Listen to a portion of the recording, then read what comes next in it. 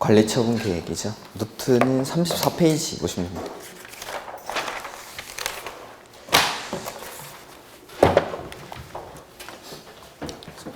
시행자가 정해지고 그 시행자가 사업 시행 계획서를 작성하고 나면 이제 실시에 들어가는데 먼저 시행자가 토지 등 소유자들에게 분양 신청을 받아야 됩니다. 그래서 분양 신청을 받기 위해서 먼저 분양에 관한 내용을 토지 등 소유자들에게 통지를 하고 공고를 하는 거죠. 그래서 사업 시행 계획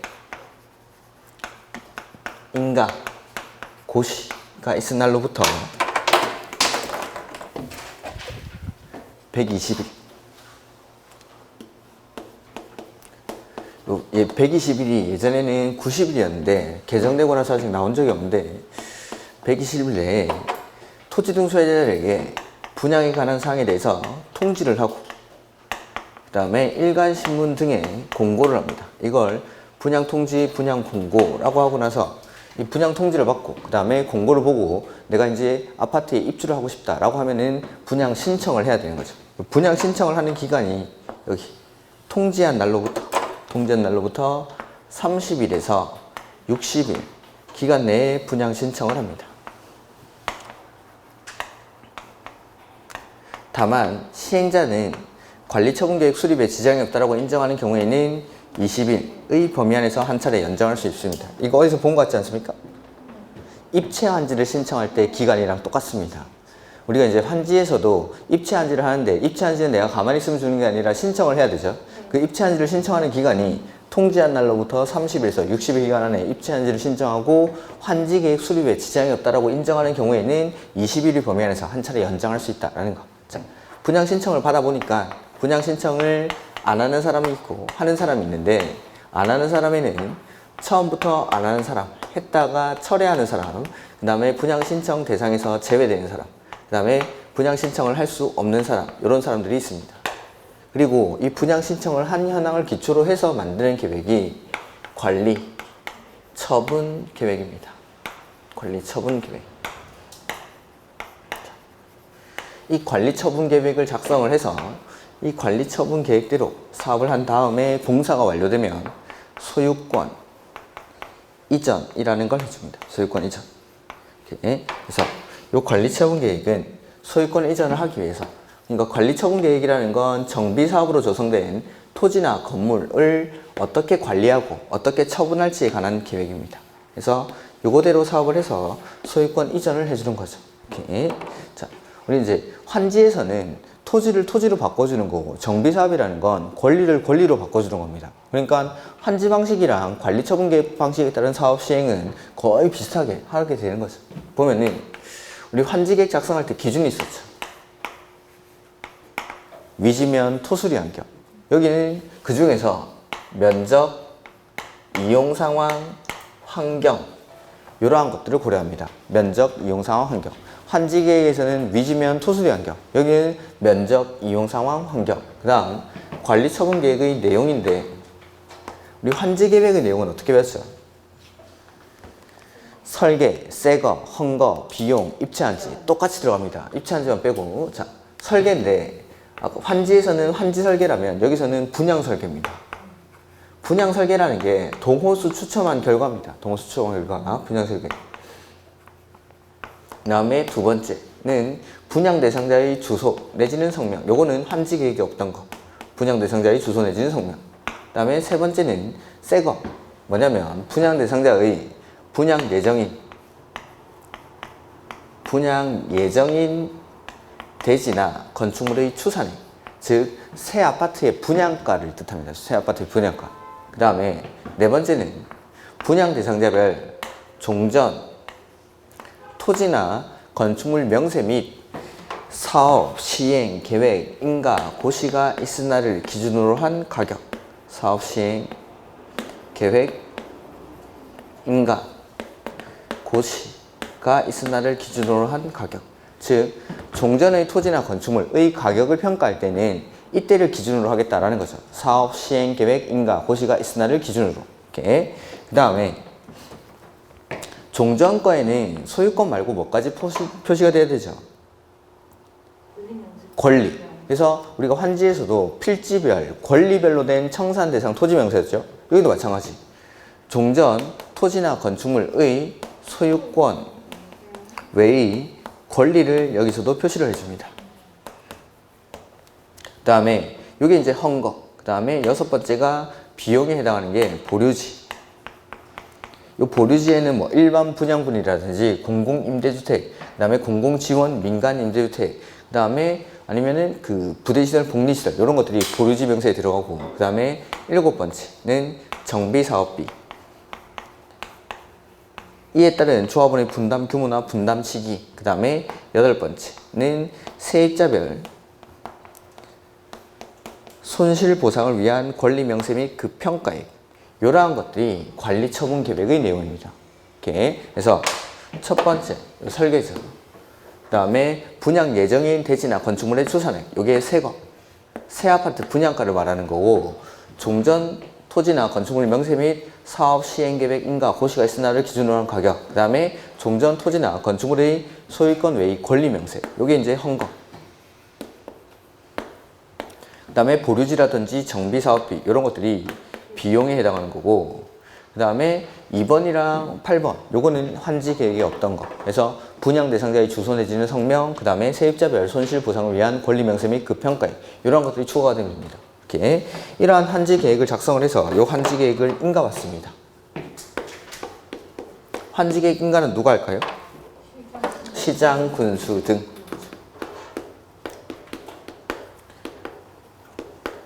의 인가를 받고 이제 사업에 착수를 하는 것을. 해서 공사가 완료가 되면 준공인가를 받습니다. 준공인가도 당연히 시장, 군수 등이 합니다. 그 다음에 준공인가를 받고 나면 공사 완료 고시라는 걸 하고, 그 다음에 지체 없이 대지 확정 측량을 하고 나서 분할 절차를 거치고 소유권 이전에 관한 사항을 토지 등 소유자들에게 통지를 해줍니다. 그리고 이 소유권 이전에 관한 사항을 고시를 하면 이 소유권 이전 고시의 다음 날에 물권 변동이 일어나는 거죠. 즉 관리처분계획에서 동호수 추첨한 게 내가 102동 801호의 소유자가 된다라고 추첨을 해놓죠. 그러면은 소유권 이전 고시의 다음 날이 되면 나는 자동으로 102동 801호의 소유자가 되는 겁니다. 다만 제3자에게 대항하기 위해서 뭐 해야 되죠? 등기. 그 다음에 내 권리 면적보다 더 받은 사람 있고 덜 받은 사람 있고 안 받은 사람 있겠죠. 이런 사람들은 과부족분을 금전으로 청산한다는 거. 이게 그러니까 관리처분계획이나 환지 방식이나 거의 똑같이 하는 겁니다. 이렇게. 그 다음에 여기 분양 신청을 안 한 사람들.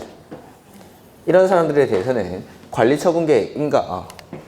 관리처분계획은 인가받고 나면 요거 고시도 합니다.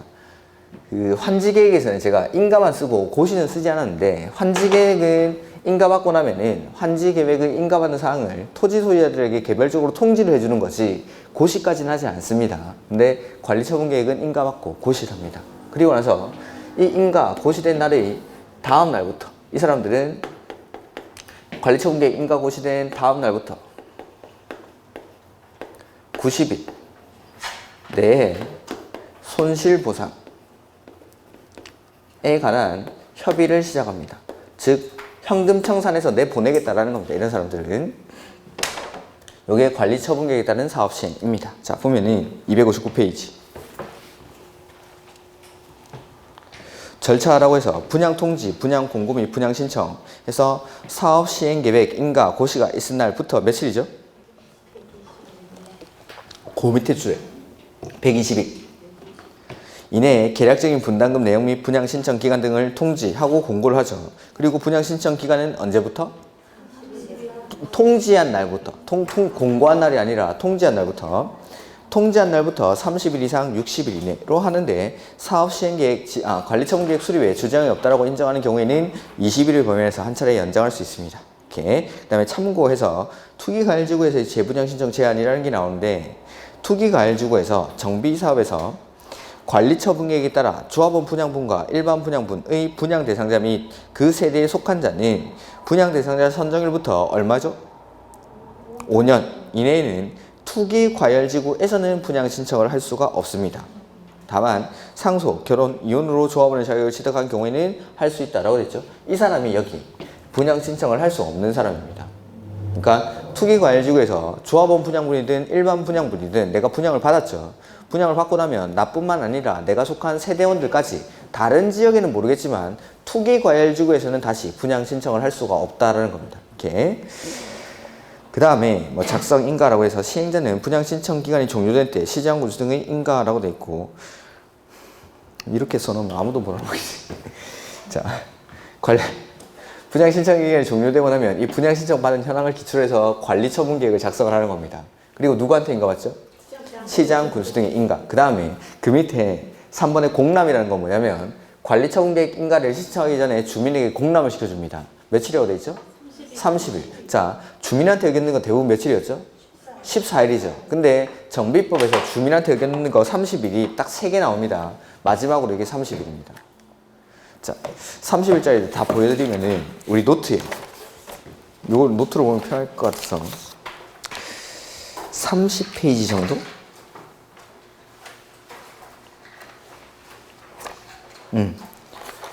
30페이지에 가보시면은 정비사업 할 때 맨 처음에 정비 기본계획을 작성하죠.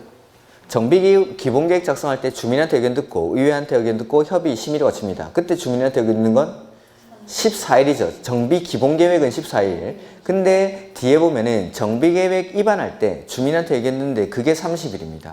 정비계획 입안할 때. 그 다음에 정비계획 입안할 때도 주민한테 의견 듣고 의회한테 의견 듣고 심의 거쳐서 이렇게 정비구역을 지정을 합니다. 그 다음 페이지. 정비구역 해제하는 게 나오죠. 자, 정비구역이 지정되고 나서 일정한 사유가 발생하면 지정된 정비구역을 해제를 합니다. 추진위원회에 들어가면 얼마라고 했죠? 2년. 나머지는 3년. 토지등록소유자가 시행하는 재개발 사업은 5년. 이때 안 하면은 해제를 해야 됩니까? 할 수 있습니까? 하여야 한다. 요거는 하여야 한다. 해서 해제하는 절차가 지정하는 절차랑 똑같다고 했죠. 그 밑에 주민한테 의견 듣는 게 30일. 그 다음에 의회한테 의견 듣고 심의 거쳐서 해제를 합니다. 요 두 가지.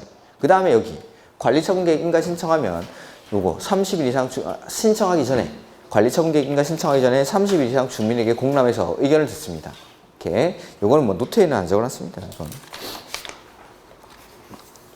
그래서 관리처분계획 인가를 신청하기 전에 주민에게 공람을 하는데 그때 의견 듣는 게 30일. 그 다음에 뭐 동의를 요하지 않음이라고 되어 있는데 그건 됐습니다. 그 다음에 뭐 작성 기준이라고 되어 있죠.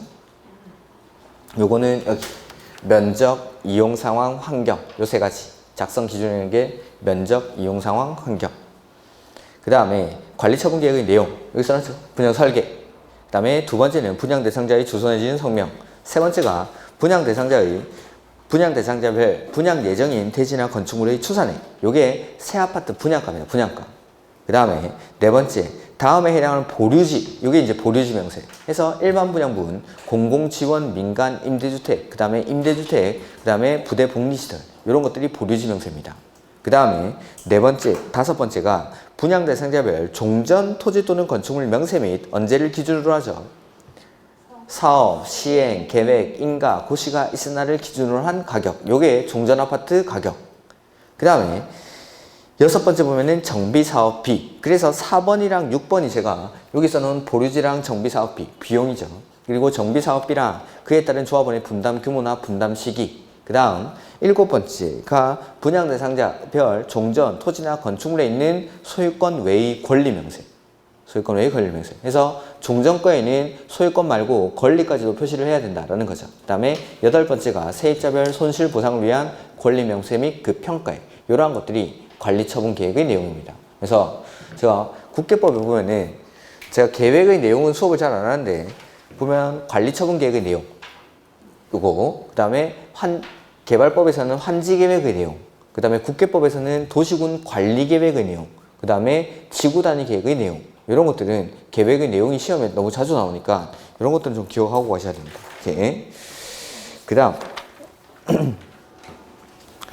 그 밖에 뭐 정비사업과 관련된 권리 등에 대해서 대통령령으로 정하는 다음의 사항이라고 되어 있는데 이건 보실 필요 없습니다. 그 다음에 뭐 종류라고 해서 면적, 이용 상황, 환경 등을 고려해서 균형 있게 배분되고 합리적으로 이용되도록 해야 한다라는 거고, 자, 요 관리 처분 계획에 따라서 주택을 공급할 때에도 더 줄 수 있고 덜 줄 수 있고 안 줄 수 있습니다. 오케이. 그래서 거기 보면은 필요한 경우 증가 감소, 적정 규모, 증한지 강한지 개념. 그러니까 더 줄 수 있고 너무 좁은 토지는 넓혀서 줄 수도 있고 너무 넓은 토지는 덜 줄 수도 있다라는 겁니다. 줄여서. 그 다음에 너무 좁은 토지 또는 건축물 내지는 정비구역 지정 후 분할된 토지 이런 것들은 안 줄 수도 있다 이 말입니다. 그래서 현금으로 청산, 환지 부지정의 개념이라고 돼 있죠. 그러니까 환지에서도 더 줄 수 있고 덜 줄 수 있고 안 줄 수 있고 관리처분 계획 할 때도 더 줄 수 있고 덜 줄 수 있고 안 줄 수 있고 이런 것들. 그 다음에 입체한지 처분, 건축물이 너무 좁은 토지는 건축물의 일부나 대지의 공유 지분을 교부할 수도 있습니다. 여기서도. 그 다음에 분양 설계, 요거죠.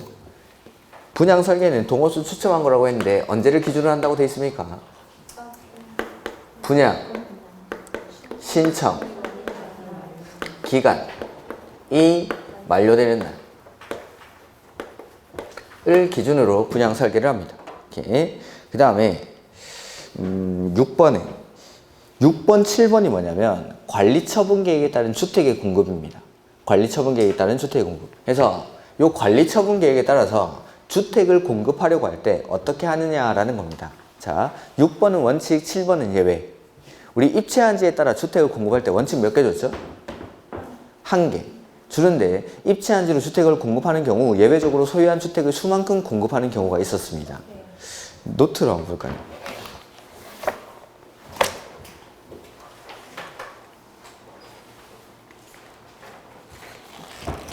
27페이지 노트에 맨 위에 입체한지에 따른 주택의 공급이라고 되어 있죠? 거기 원칙은 몇 개 주죠? 1개 주는데 예외적으로 소유한 주택의 수만큼 주는 경우가 있죠. 첫 번째, 과밀역 재건역에 위치하지 아니한 도시개발구역의 토지 소유자. 두 번째는 근로자 숙소나 기숙사 용도. 세 번째는 공공시행자. 한테는 가진 것만큼 준다. 이게 입체환지에 따른 주택의 공급. 지금 여기 나오는 건 관리처분 계획에 따른 주택의 공급입니다. 해서 마찬가지로 원칙은 1개만 줍니다. 1개만. 한 명이 여러 개를 가지고 있어도 하나만 주고 여러 명이 하나를 공유하고 있어도 하나 주는 게 원칙. 근데 여기는 예외가 소유한 주택의 수만큼 주는 경우뿐만 아니라 4가지 예외가 있습니다. 그래서 방금 봤던 거랑 똑같은 거부터 먼저 보면은 니은에 박스 안에 니은에 다음에 해당하는 토지 등 소유자에게는 소유한 주택의 수만큼 공급할 수 있다라고 돼 있죠.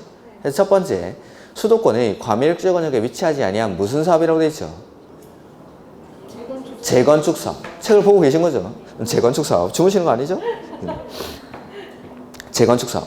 자, 정비 사업에서는 원래 하나만 주는데 이 재건축 사업 같은 경우에는 사익을 추구하는 사업이기 때문에 1개 가진 사람한테도 하나 주고 3개 가진 사람한테도 하나 주고 5개 가진 사람한테도 하나 주고 하면은 사유재산을 침해하는 결과가 발생합니다. 그래서 3주택 이상 다주택 공급을 하는 건 재건축 사업의 존재입니다. 다주택을 공급하는 건. 그래서 여기도 소유한 주택의 수만큼 주는 경우니까 과밀역 재건역에 위치하지 아니한 재건축 사업입니다. 재건축 사업. 다만 투기 가일지구나 조정 대상 지역일 때는 그렇지가 않습니다. 제외되니까 원칙대로 하나만 주겠다라는 거죠. 두 번째, 근로자 숙소나 기숙사 용도. 그 다음에 세 번째는 국가, 지자체 주공, 공공이죠. 이런 사람들한테는 가진 것만큼. 그러니까 가진 것만큼 주는 사유는 똑같습니다. 입체한지랑. 근데 여기는 예외가 이거 말고 더 많죠. 기억해 보면은 2명 이상이 하나에 뭘 공유하고 있죠? 토지. 주택이 아니라 토지를 공유하고 있습니다. 건물이 아니라 토지를 공유하고 있을 때는 몇 개 준다가 아니라 시, 도, 조례로 정하는 바에 따라 주택을 공급할 수 있습니다. 시, 도, 조례로 정하는 바에 따라. 그 다음에 디귿 보시면은 요거는 1+1이라고 해서 1개 주고 1개 더 준다. 즉 2주택을 공급하는 건데 종전주택의 권리가액에 따른 종전 권리가액에 따른 가격 이렇게 하면 이렇게 종전 토지나 건축물의 가격이라든지 종전의 주거자정 면적의 범위 안에서 1개를 주고 1개를 더 줍니다. 근데 2주택을 공급할 수 있는데 이 중 1주택은 면적이 60제곱미터 이하여야 되고 얼마 동안 전매가 안 되죠? 3년간 전매를 할 수가 없습니다. 이렇게. 그 다음에 리을에 요거는 최대 3주택까지 주는 경우입니다. 그러니까 무조건 3개를 준다가 아니라 소유한 주택의 범위 안에서 최대로 받을 수 있는 게 3개까지 해서 과밀역 재건역에 위치한 무슨 사업이죠? 재건축. 그래서 아까 소유한 주택의 수만큼 주는 경우는 과밀역 재건역에 위치하지 아니한 재건축 사업이고 여기는 최대 3개까지 과밀 억저구역에 위치한 재건축 사업. 어쨌든 3주택 이상 주는 건 재건축 사업에만 존재를 하는 겁니다. 재건축 사업에만. 이런 것들이 관리 처분 계획에 따른 주택의 공급. 그 다음 효력이라는 건데, 관리 처분 계획 인가 고시일부터 종전 토지 소유자 지상권자 등은 소유권 이전 고시가 있는 데까지 종전 토지는 사용 수익을 할 수 없다. 자, 이거는 지금 막 섞여 있어가지고 이렇게 관리 처분 계획 인가를 받았죠. 그러면 이제 사업에 착수를 합니다. 사업 착수할 때 효과입니다. 관리 처분 계획 인가 효과 정리를 보면은 첫 번째, 사용 수익을 정지시킵니다. 그러니까 여기 만약에 뭐 재개발 구역이다 라고 하면은 토지 소유자나 건물 소유자가 있을 텐데, 이 사람들에게 이제 사용 수익을 정지를 시켜야 여기를 철거를 하고 사업을 할 수 있겠죠. 그래서 첫 번째는 사용 수익이 정지가 됩니다. 다만 계속 쓸 수 있는 경우가 있는데, 시행자가 동의를 했을 때,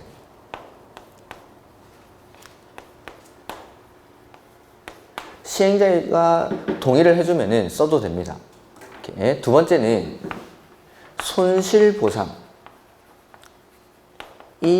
완료되지 않았을 때, 이럴 때는 예외적으로 계속 사용 수익을 할 수가 있습니다. 두 번째, 관리처분계획 인가를 받고 나면 이제 철거를 합니다. 철거.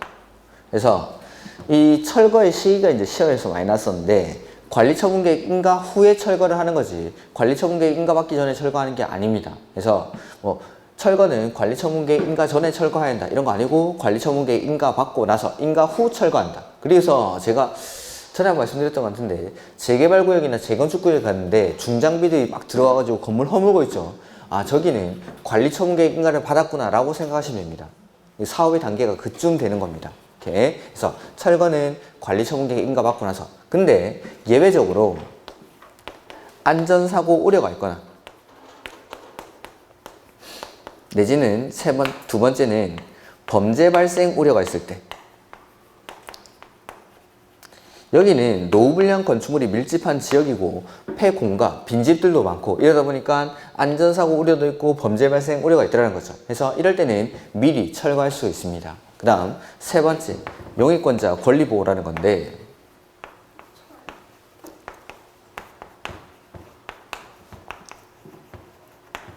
자, 여기 나는 세탁소, 슈퍼마켓, 중국집, 피자집, 치킨집 하던 사람입니다.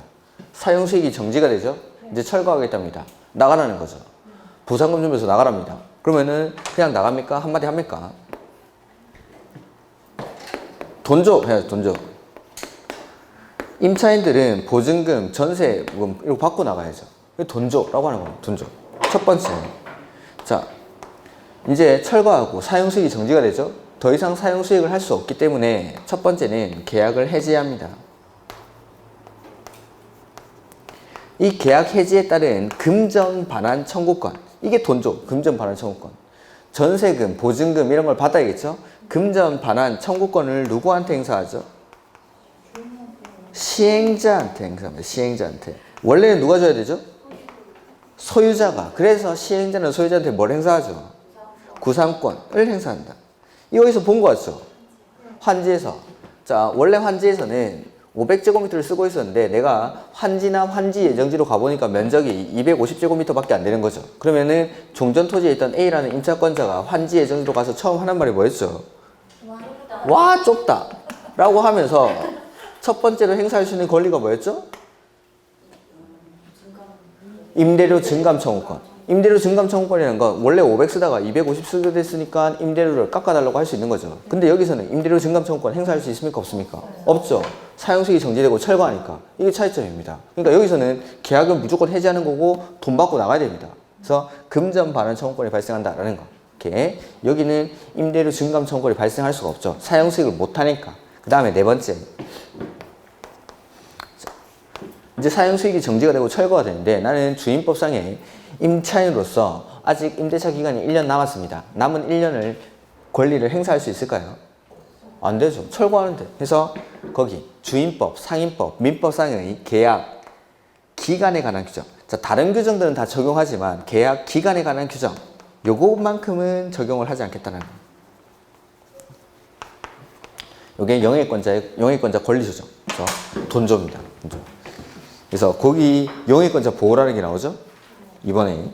그래서 뭐 1번에는 사용 수익이 정지인데 이러한 경우 시행자의 동의를 받았거나 손실 보상이 완료되지 않았을 때는 계속 쓸 수가 있습니다. 두 번째, 영해권자 권리 보호 보시면은 계약을 해지한 자가 시행자에게 행사, 금전 반환 청구권을 행사할 수 있음이라고 되죠. 그리고 계약을 해지하고 그 다음에 금전 반환 청구권을 행사한다라는 거죠. 그 다음에 시행자는 소유자한테 뭘 할 수 있죠?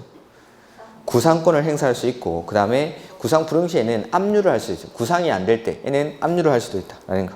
그리고 뭐 저당권과 동일한 효력을 가진다라는 거고, 현금 청산, 분양 미신청자 이런 사람들은 관리처분계획 인가를 받은 다음 날부터 90일 안에 현금 청산. 이거 현금 청산이라고 하면 안 되고 이제는 손실보상이라고 해야 됩니다. 요거 이 사람들 분양 신청 안 한 사람, 했다가 철회한 사람, 그 다음에 분양 대상에서 제외되거나 분양 신청을 할 수 없는 사람들은 여기 관리처분계획 인가 고시된 다음 날부터 며칠이죠? 90일 안에 손실보상에 관한 협의를 합니다. 이렇게. 현금 청산은 옛날 말입니다. 옛날 말. 손실보상이라고 합니다. 그 다음에 물상대위라고 되어 있는데, 정비구역 내에 토지 또는 건축물에 저당권을 설정한 자가 설정된 저당권 설정자가 분양 신청 불가 시 시행자로부터 지급받을 청산권에 대해서 행사가 됩니다.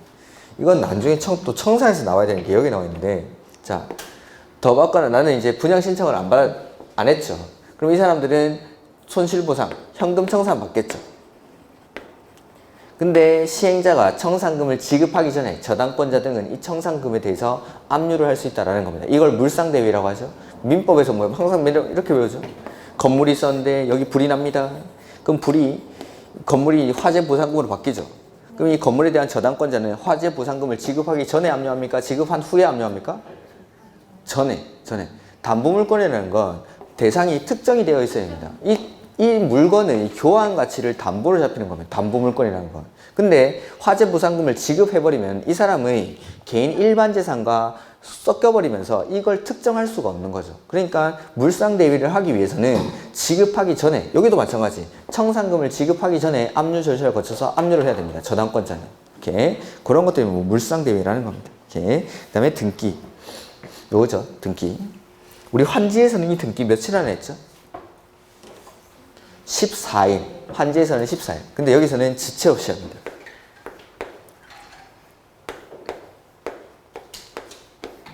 그리고 소유권 이전에 관한 등기가 있을 때까지는 다른 등기를 못합니다. 그래서 시행자는 지체 없이 촉탁 또는 신청, 그 다음에 정비사업에 관해서 소유권 이전 고시가 있는 날부터 등기가 있는 때까지는 저당권 등 다른 등기를 하지 못하고, 이렇게. 그 다음에 청산. 대지 또는 건축물을 분양받을 자가 종전에 소유하고 있던 토지 또는 건축물 가격과 분양받는 대지 또는 건축물 가격 사이에 차이가 있는 경우 시행자는 소유권 이전 고시가 있은 후, 자, 우리 환지에서도 보면은 청산금은 환지 처분하는 때 결정을 하고 환지 처분 공고일 다음 날에 확정이 됐습니다. 그러면 이 확정된 청산금을 그 이후에 징수, 교부를 했는데 여기도 마찬가지. 소유권 이전 고시가 있은 후에 확정이 되기 때문에 이 뒤에 청산금을 징수, 교부하겠다라는 뜻입니다. 이렇게. 환지할 때 청산금은 환지 처분하는 때 결정을 하고, 그 다음에 확정은 환지 처분 공고일 다음 날에 확정이 되고, 여기도 소유권 이전 고시일 다음 날에 확정이 됩니다.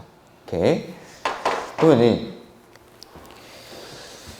그래서 소유권 이전 고시가 있은 후에 그 차액에 상당한 금액을 분양받을 자로부터 징수하거나 지급해야 한다. 다만 정관 등에서 청산금은 분할 징수, 분할 교부할 수 있습니까? 우리 환지 한번 볼까요? 환지. 여기 나와 있던가?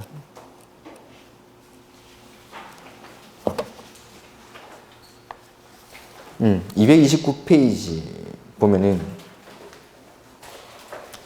우리 요약서, 보고 있는 요약서에 229페이지.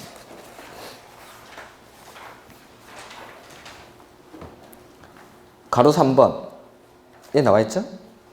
청산금을 결정해서 박스 안에 기획, 원칙, 환지 처분하는 때 결정하죠. 그 다음에 동그라미 2번에 확정은 다음. 그러니까 환지 처분하는 때까지 결정된 청산금이 환지 처분 공고일 다음 날이 되면 확정이 되는 겁니다. 그리고 그 확정된 청산금을 징수, 교부를 한다라는 거죠. 근데 거기 동그라미 1번 박스 안에 예외라고 해서 환지를 지정받지 못한 사람에게는 청산금을 미리 교부할 수 있을까요? 그래서 그 미리 교부하는 때 결정할 수 있습니다. 그 다음에 현김에 등기도 같이 볼까요?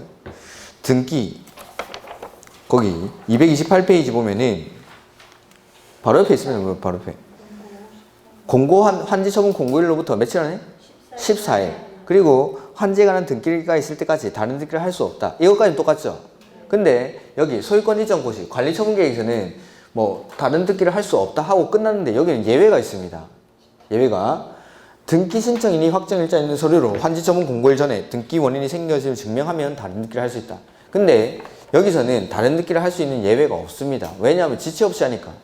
여기는 14일 안에 하다 보니까 다른 등기 원인을 생김을 증명하면 다른 등기를 할 수 있지만 여기는 지체 없이 하니까 다른 등기가 끼어들 여지가 없다라고 생각하시면 됩니다. 이런 것들. 그래서 그리고 뭐 청산금 그 밑에 보면은 분할징수, 분할교부할 수 있고 안 내면 강제징수하고 안 받으면 공탁하고 소멸시효는 다 얼마라고 했죠? 공법에서 소멸시효 나오면 5년. 그래서 여기 다 5년. 여기도 보면은 그 환지에서랑 똑같이 합니다. 그 동그라미 2번 분할징수, 분할교부할 수 있다고 돼 있죠. 안 내면 강제징수하고 안 받으면 공탁하고 소멸시효는 5년. 이건 제목들만 아시면 됩니다. 분할징수, 분할교부할 수 있고 안 내면 강제징수하고 안 받으면 공탁하고 소멸시효는 5년. 이렇게. 그 다음에 뭐 철거. 이 철거가 제가 여기 써놓은 거죠. 철거. 그래서 철거 시기는 관리처분계획 인가 후. 관리처분계획 인가 받고 나서 철거한다는 거예요. 다만 사업시행자는 다음에 해당하는 경우에는 기존 건축물 소유자의 동의 및 시장 군수의 허가. 그러니까 미리 철거하기 위해서는 소유자의 동의 및 시장 군수의 허가를 받아 미리 철거를 할 수가 있습니다. 이렇게. 이 경우 건축물 철거에도 불구하고 토지 등 소유자로서의 권리 의무에는 영향을 주지 않아요. 그래서 토지 등 소유자로서의 권리나 의무에는 영향을 주지 않습니다. 그러니까 건물 미리 철거했다고 아파트 못 받고 이러면 안 되겠죠. 그래서 1번에 보면은 안전사고 우려가 있을 때, 두 번째는 범죄 발생 우려가 있을 때, 이럴 때는 소유자의 동의 및 시장 군수의 허가를 받아 미리 철거할 수 있다라는 거. 다음 그 3번 이런 건 됐습니다. 깜깜할 때 하지 말고 태풍 불 때 하지 말고 지진 날 때 하지 말고 이런 겁니다.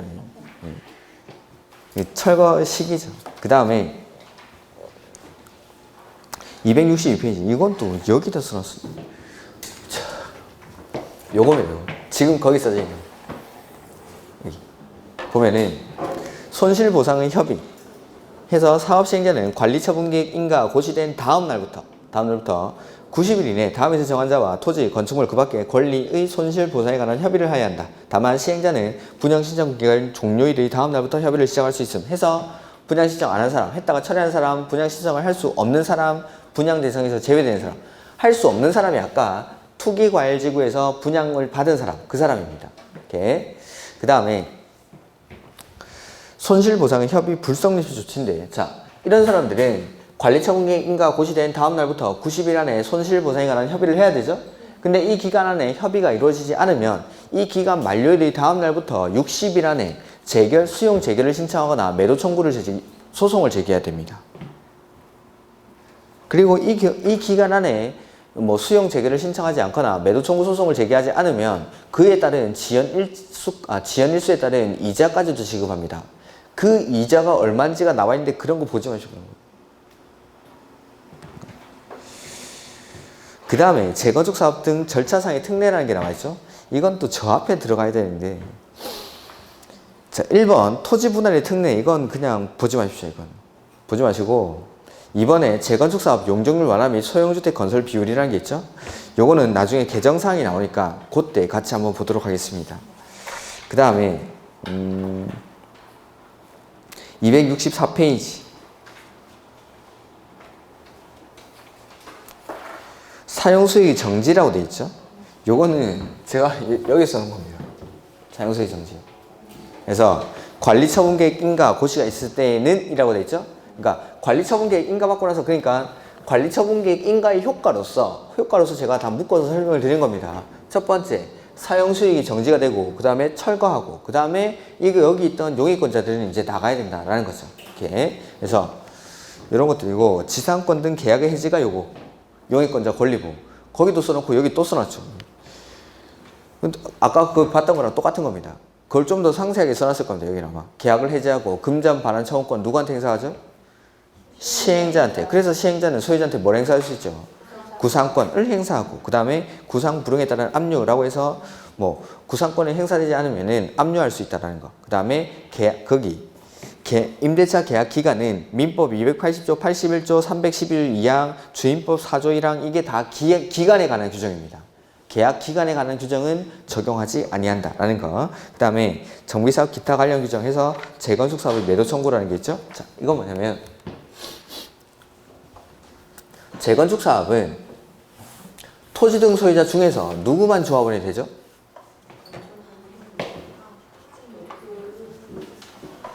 그거 맞는데 건축물 및 그 부속 토지 맞는데 조합 설립할 때 그 건축물 및 그 부속 토지 소유자 중에서 누구만? 재건축 사업은? 동의한 자는. 그러니까 반대한 사람은 조합원이 될 수 없겠죠. 그래서 자 그런 사람들에게 매도 청구를 합니다. 그래서 매도 청구를 하는데 이제 예전에는 동의하지 않으면 바로 매도 청구를 했었는데 이제 개정을 해서 한번 물어보는 절차가 있습니다. 그래서 사업 시행 계획 인가 고시가 있을 날로부터 30일 안에 30일 내에 조합 설립에 반대한 사람 내지는 시장 우수나 주공의 사업 시행자 지정에 동의하지 아니한 자, 그러니까 조합 설립에 동의하지 아니한 자나 시행자 지정에 동의하지 아니한 자에게 회답을 동의에 대해서 회답할 것을 서면으로 촉구를 합니다. 30일 안에. 자, 그 다음에 소유자 갑으로 해보죠. 갑이 회답 촉구를 받았죠. 그러면 촉구 받은 날로부터 2개월 내에 회답을 해줘야 됩니다. 근데 이 2개월의 회답 기간 안에 회답을 하지 않으면 동의하지 아니하겠다는 뜻을 회답한 것으로 봅니다. 그 다음 2개월의 회답 기간이 끝났죠? 그러면 1호부터 2개월 안에 매도 청구를 합니다. 그러니까 앞에 이렇게 물어보는 절차가 생긴 겁니다. 예전에는 바로 매도 청구를 했었는데 동의하지 않는 사람한테 지금은 이 절차가 생겼다. 요게 아직 개정되고 나서 시험에 안 나왔으니까 이런 것들 날짜들 좀 기억하십시오. 30일, 2개월 요거 보면은 사업 시행자는 사업 시행 계획 인가 고시가 있은 날부터 며칠이죠? 30일 이내에 다음 의사에게 조합 설립 또는 사업 시행자 지정에 관한 동의 여부를 회답할 것을 서면으로 촉구하여야 한다. 해서 조합 설립에 동의하지 아니한 자 내지는 시장 우수 등 토지주택공사 등 신탁업자의 사업 시행자 지정에 동의하지 아니한 자에게 회답할 것을 서면으로 촉구합니다. 그 다음 촉구를 받은 토지 등 소유자는 촉구받은 날부터 얼마 안에? 2개월 안에 회답을 해야 되죠. 근데 회답 기간 안에 회답하지 아니한 경우 토지 등 소유자 또는 토지 등 소유자는 조합 설립 또는 사업 시행자 지정에 동의하지 아니하겠다는 뜻을 회답한 것으로 본다. 그 다음에 회답 기간이 지나면 사업 시행자는 그 기간 만료된 때부터 얼마 안에? 2개월 안에 조합 설립 또는 시행자 지정에 동의하지 아니하겠다는 뜻을 회답한 토지 등 소유자 뿐만 아니라 재건축 사업은 토지 등 소유자가 건축물 및 그 부속 토지 소유자죠. 그러니까 토지만 가지고 있거나 건물만 가지고 있는 사람은 조합원이 될 수 없죠. 그래서 토지만 가지고 있거나 건물만 가지고 있는 사람한테도 매도 청구를 할 수 있다라는 겁니다. 그러니까 동의하지 아니한 자와 뒤에가 이제 건축물이나 토지만 가지고 있는 사람. 그러니까 건축물이나 토지만 가지고 있는 사람은 물어볼 필요가 없다라는 거죠. 이 사람은 원래도 토지 등 소유자가 안 되니까. 물어보는 건 동의하지 아니한 사람한테만 물어보는 절차가 있고 토지만 가지고 있거나 건물만 가지고 있는 사람 이런 사람들한테는 그냥 바로 매도 청구를 하면 됩니다. 이렇게. 그 다음에 국민주택 채권 매입의 면제라고 해서 우리 집 사면 채권도 사죠. 국민주택 채권을 삽니다. 그런 것들 이제 저소득층 주민들의 주택 공급을 늘리기 위해서 국민주택 채권을 매입을 하는데 거기 보면 주거환경 개선 사업 주거환경 개선 사업에 따른 건축 허가를 받을 때와 부동산 등기를 하는 때에는 국민주택 채권 매입에 관한 규정은 적용하지 않는다. 주거환경 개선 사업 이거 의사하는 거죠. 달동네 사람들한테 달동네 사람들을 위한 주택을 짓기 위한 자금을 걷는다는 게 말이 안 되죠. 그래서 주거환경 개선 사업에서는 국민주택 채권 매입에 관한 규정을 적용하지 않습니다. 그 다음에 개발법 준용 이런 것들은 환지 방식일 때 그렇게 한다는 거고 주택 공급 등을 제한해서 보면은 정비사업을 통해서 분양받을 건축물이 다음의 어느 하나에 해당하는 경우에는 정비계획의 결정 및 정비구역 지정고시에 따른 고시가 있을 날 또는 시도지사가 투기 억제를 하기 위해서 기본계획 수립 후 정비구역 지정 고시 전에 따로 정하는 날, 이날을 기준일이라고 하고 기준일의 다음 날을 기준으로 건축물을 분양받을 권리를 산정한다 라고 해서 그 박스 옆에다가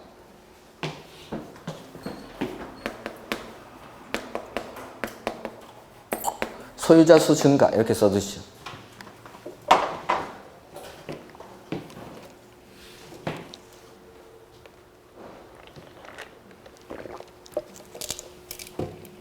자, 이게 뭐냐면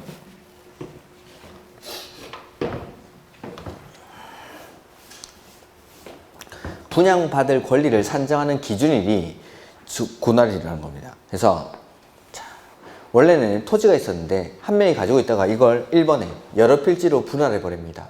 그러면 소유자 수가 늘어나죠? 이런 사람들은 기준일 이후에 이런 짓 하면은 분양받을 권리를 주지 않겠다라는 겁니다. 그 다음에 2번에 보면은 다가구나 단독주택, 원래는 구분 소유가 안 되는 주택이죠. 이걸 구분 소유가 되는 다세대 주택으로 바꾸는 거죠. 역시 소유자 수가 늘어나죠. 세 번째, 하나의 토지에 있는 토지랑 건물을 한 명이 소유하고 있다가 그걸 토지 소유자와 건물 소유자로 각각 분리해서 소유하고 있는 겁니다. 역시 소유자 수가 늘어나죠. 그 다음에 나대지에 건물이 없었는데 건물을 새로 짓거나 직권법에 따른 구분 소유 대상이 되는 건물을 지어서 소유자 수가 증가할 때 싹 다 소유자 수가 증가하는 경우입니다. 이렇게 기준일의 다음 날에 이런 짓 하면은 그런 사람들은 분양받을 권리를 산정하는 기준일이 기준일의 다음 날을 기준으로 분양받을 권리를 산정을 하니까 기준일 전에 이런 짓 하면 괜찮은데 기준일의 다음 날 이후에 이런 일을 하면은 분양받을 권리를 주지 않겠다라는 뜻이죠. 이렇게. 그 다음에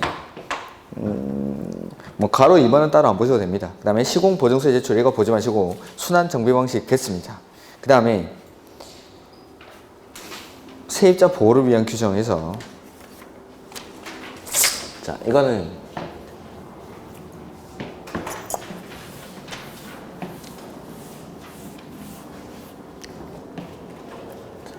임시 거주시설, 그 다음에 임시 상가, 그 다음에 매도 청구 이렇게 나눠 가지고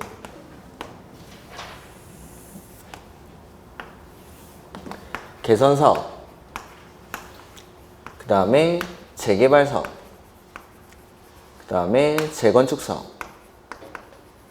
해서 자 임시 거주시설은 개선사업이랑 재개발사업에 존재합니다. 개선사업이랑 재개발사업.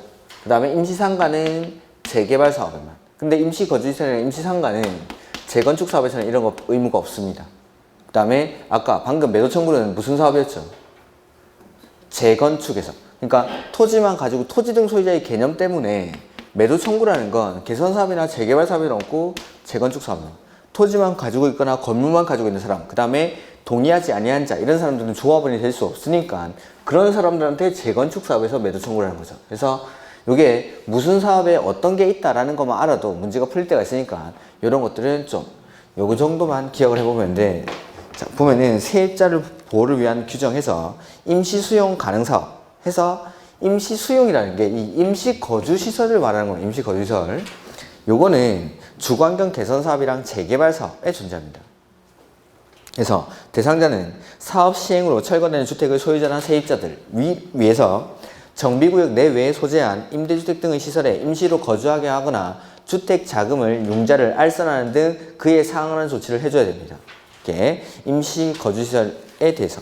그 다음에 대상시설의 소유자라고 해서 국가 지자체 내지는 공공단체나 개인의 토지나 건물을 빌려 쓸 수가 있습니다. 근데 국가 지자체 걸 빌렸을 때에는 사용료나 대부료가 면제가 됩니다. 당연히 공공단체나 개인 건을 쓸 때는 사용료를 줘야 됩니다. 근데 국가 지자체 거는 사용료나 대부료가 면제가 된다. 그 다음에 국가나 지자체는 임시 거주시설 용도로 국가 지자체의 토지나 뭐 건물을 사용 신청을 했을 때는 특별한 사유가 있을 때 빼고는 이거 거절할 수가 없습니다. 이렇게. 그 다음에 원상회복이라고 해서 이제 임시거주시설을 잠깐 빌려 쓴 거니까 요거는 공사가 완료되고 나면은 당연히 원상을 해줘야 되고 공공단체나 개인에게 손실이 발생했을 때는 그 손실에 대해서 보상도 해줍니다. 이렇게. 그 다음에 뭐 준공인가 그래서 뭐 시장군수 등이 아닌 시행자는 요거 시장군수 등에게 준공인가를 받아야겠죠. 이렇게. 그 다음에 준공무사 내가 하기 힘들면 전문기관에다가 의뢰할 수도 있습니다. 그 다음에 준공인가 공사 완료 고시에서 시장군수 등은 준공검사를 실시한 결과 정비사업이 인가받은 사업계획대로 완료되었다고 인정될 때에는 준공인가를 하고 공사 완료를 해당 지자체 공보에 고시해야 한다. 이게 공사 완료 고시입니다. 공사 완료 고시. 그 다음 4번에 보면 소유권 이전 고시라는 게 나오죠. 시행자는 공사 완료 고시가 있는 때에는 지체 없이 대지 확정 측량을 하죠. 그 다음에 분할 절차를 거쳐서 소유권 이전에 관한 사항을 토지 등 소유자에게 통지해 줍니다. 그 다음에 대지 또는 건축물의 소유권을 이전하여야 한다. 다만 정비사업의 효율적인 추진을 위해서 필요한 경우에는 해당 정비사업에 관한 공사가 전부 완료되기 전이라도 완공된 부분에 대해서 준공인가를 받아 대지 또는 건축물별로 이를 분양을 받을 자에게 소유권을 이전할 수 있다. 그러니까 일부에 대해서도 준공인가 해주고 소유권 이전을 해줄 수 있다라는 거죠. 그 다음 이제 사업 시행자는 대지 및 건축물의 소유권을 이전하고자 하는 때에는 그 내용을 해당 지자체 공보에 고시, 이 고시가 바로 소유권 이전 고시입니다. 하고 시장 군수 등에게 보고를 해줍니다. 이 경우 대지 또는 건축물 분양받을 자는 이 소유권 이전 고시가 있은 날의 다음 날에 소유권을 취득한다라는 거죠. 오케이. 그다음에 이게 순서가 진짜